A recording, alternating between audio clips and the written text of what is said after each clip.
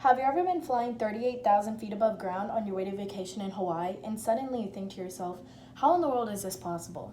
How can a huge metal box fly and stay in the air? As someone who is extremely afraid of flying, I've pondered over this so many times. After learning about the extremely intricate and astonishing physics behind it, my fears have begun to ease. After experiencing many stressful days leading up to flights, I finally turned to the facts.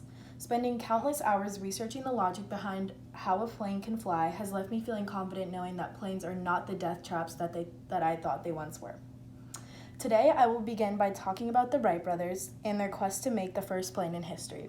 I will secondly cover how planes are able to stay in the air after takeoff in more detail. Lastly, I will talk about the things the flight crew must do before takeoff. Let me begin by talking about the men who are credited with building and flying the first airplane to ever complete a flight, even if it was only 4 miles. To fully understand how something works, you must go back to the very beginning of it, and in this case, it's the Wright brothers. It took much trial and error and many different models to find what worked. They started off with a model that looked very similar to a glider. According to the article, The Wright Brothers, by Wikipedia, which was last edited in 2020, although the glider's lift was less than expected, the brothers were encouraged because the craft's form from elevator worked very well and they had no accidents. Many years later, they successfully created the Wright Flyer. This would be the aircraft that would go down in history. The Wright brothers experimented with many different theories, but the theory of lift was proven to be the one that worked. Now that I have discussed the Wright brothers and their discovery of the most important part of flight, I would like to go over my second point of the details of modern flight and the physics behind it. There are 4 main forces that act on a plane in flight: weight, lift, thrust, and drag. According to Airplanes by Chris Woodford in 2019, most airplane wings have a curved upper surface and a flatter lower surface, making a cross-sectional shape called an airfoil. The engines move the plane forward at high speed, causing the airflow to flow rapidly over the wings. The molecules that flow over the top of the wing have lower pressure, and the ones that flow underneath have a higher pressure. This difference in pressure is called lift, and this is what pushes the plane into the air and keeps it there.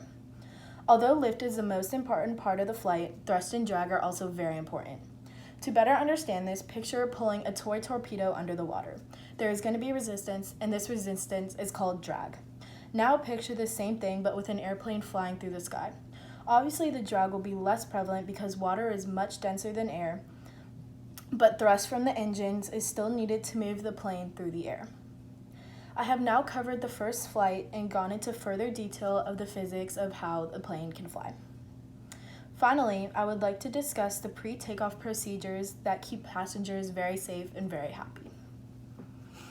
According to How Do Airplanes Take Off and Stay in the Air by the editorial team, even before a plane makes it to the stage of engaging lift and thrust to the beat that forces of gravity, it must first go through numerous preparatory pre-takeoff procedures. The first thing that airlines will always tell you is that they guarantee to take every precaution that they can to keep you safe. Before every flight, the crew does several mandatory checks on the plane to make sure it is running smoothly and ready for the next flight. Part of these safety checks is to ensure that the plane has more than enough fuel for the flight. Airlines will also do their very best to provide a clean and stocked airplane for you and your enjoyment. After every flight, the crew cleans everything, especially in the times now with coronavirus. According to How Do Airplanes Take Off and Stay in the Air by the editorial team, the crew also restocks the plane with food and necessary items for its next flight. In this speech, I've spoken from my own point of view from someone who is extremely afraid of flying. I've discussed the Wright brothers in the first flight. Next, I talked about the details behind flying, and I have finally offered you some more insight into how the crew prepares for the flight. In conclusion, I hope you understand more about the physics behind how planes can fly. Next time when you look outside your plane window, instead of questioning, and in my case freaking out, about how the plane is flying, you will be very much more informed. There is so much information out there about planes and how they were made to do what they do. Now that you are more informed about how a plane can fly, you will have something to talk about your plane seat neighbor about. Thank you.